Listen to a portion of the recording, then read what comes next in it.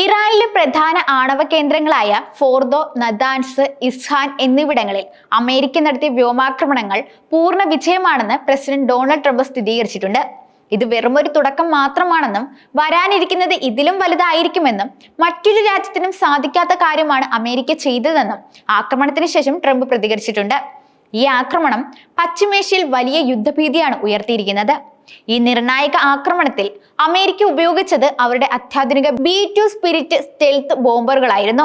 ശത്രുക്കളുടെ വ്യോമ പ്രതിരോധങ്ങളെ കബളിപ്പിച്ച് കഠിനമായ ബങ്കറുകൾ പോലും തകർത്ത് ഒരു പോറൽ പോലും ഏൽക്കാതെ തിരികെ വരാൻ രൂപകൽപ്പന ചെയ്തവയാണ് ഈ യുദ്ധവിമാനങ്ങൾ. ലോകത്ത് ഇതുവരെ നിർമ്മിച്ച യുദ്ധവിമാനങ്ങളിൽ ഏറ്റവും സങ്കീർണവും അതീവ രഹസ്യ സ്വഭാവമുള്ള ഒന്നാണ് B-2 സ്പിരിറ്റ്. ശീതയുദ്ധകാലത്ത് നോർത്ത് റോപ്പ് ഗ്രൂമൻ എന്ന കമ്പനി വികസിപ്പിച്ചെടുത്ത ഈ ബോംബർ ശത്രു രാജ്യങ്ങളുടെ വ്യോമാതിർത്തി കടന്ന് ആഴത്തിലുള്ള നുഴഞ്ഞുകയറ്റ ദൗത്യങ്ങൾക്കായി പ്രത്യേകം നിർമ്മിച്ചതാണ്. സോവിയറ്റ് യൂണിയന്റെ തകർച്ചയ്ക്ക് ശേഷം ആകെ 21 മാത്രമാണ് ഇവ നിർമ്മിച്ചിട്ടുള്ളത്. ഓരോ വിമാനത്തിനും ഏകദേശം $2.1 ബില്യൺ അഥവാ 17,500 കോടി രൂപ ചെലവ് വരുമെന്നാണ് കണക്കാക്കുന്നത്. അതിശയിപ്പിക്കുന്ന ഒരു രൂപകൽപ്പനയാണ് ഇതിനുള്ളത്. ഒരു വവ്വാലിനോട് സമാനമായ രൂപകൽപ്പനയാണ് B-2വിനുള്ളത്. ഇതിലെ പ്രത്യേക റഡാർ അബ്സോർബിംഗ് ഭാഗങ്ങൾ കാരണം ശത്രുക്കളുടെ റഡാറുകൾക്ക് ഇവയെ കണ്ടെത്താൻ ബുദ്ധിമുട്ടാണ്.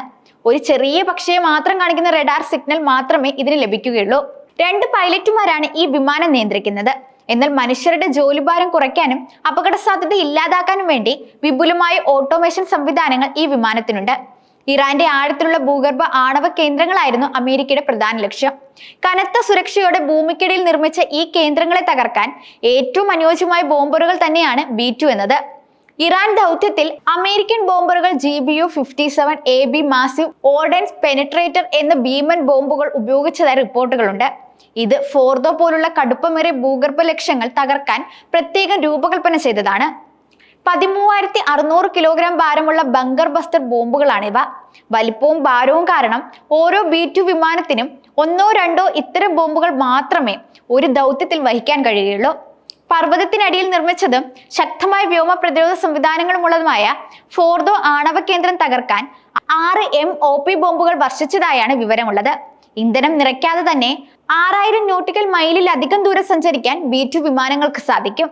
ആണവായുധങ്ങൾ ഉൾപ്പെടെ 18,000 കിലോഗ്രാം വരെ ഭാരമുള്ള ആയുധങ്ങളും ബോംബുകളും വഹിക്കാനുള്ള ശേഷിയും ഇവയ്ക്കുണ്ട്.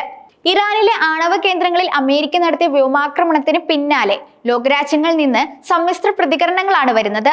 ഇറാനെതിരായ ആക്രമണങ്ങളിൽ പങ്കുചേർന്ന ട്രംപിന്റെ ധീരമായ തീരുമാനം ചരിത്രം മാറ്റിമറിക്കുമെന്ന് നെതന്യാഹു പറയുന്നുണ്ട്. ലോകത്തിലെ ഏറ്റവും അപകടകരമായ ഭരണകൂടത്തിന് ഏറ്റവും അപകടകരമായ ആയുധങ്ങൾ നിഷേധിക്കാൻ പ്രവർത്തിച്ചതിന് ട്രംപിനെ ചരിത്രം രേഖപ്പെടുത്തുമെന്നും അദ്ദേഹം കൂട്ടിച്ചേർക്കുന്നുണ്ട്. UN secretary general Antonio Guterres അമേരിക്കയുടെ ആക്രമണത്തിൽ ആശങ്ക രേഖപ്പെടുത്തിയിട്ടുണ്ട്. നിലവിലെ സാഹചര്യങ്ങൾ അന്താരാഷ്ട്ര സമാധാനത്തിനും സുരക്ഷയ്ക്കും നേരിട്ടുള്ള ഭീഷണിയാണെന്നും സംഘർഷം നിയന്ത്രണാതീതമാക്കാൻ സാധ്യത കൂടുകയാണെന്നും അദ്ദേഹം മുന്നറിയിപ്പ് നൽകിയിട്ടുണ്ട്. സൈനിക പരിഹാരമല്ല വേണ്ടതെന്നും മുന്നോട്ടുള്ള ഏക മാർഗം നയതന്ത്രമാണെന്നും അദ്ദേഹം ഊന്നി പറഞ്ഞു. അതേസമയം അമേരിക്കയുടെ ആക്രമണങ്ങളെ വെനിസ്വേല ശക്തമായി അപലപിക്കുകയാണ് ചെയ്തത്. വെനിസ്വേലൻ വിദേശകാര്യമന്ത്രി യുവാൻ ഗിൽ സംഘർഷം അവസാനിപ്പിക്കണമെന്ന് ആവശ്യപ്പെട്ടിട്ടുണ്ട്.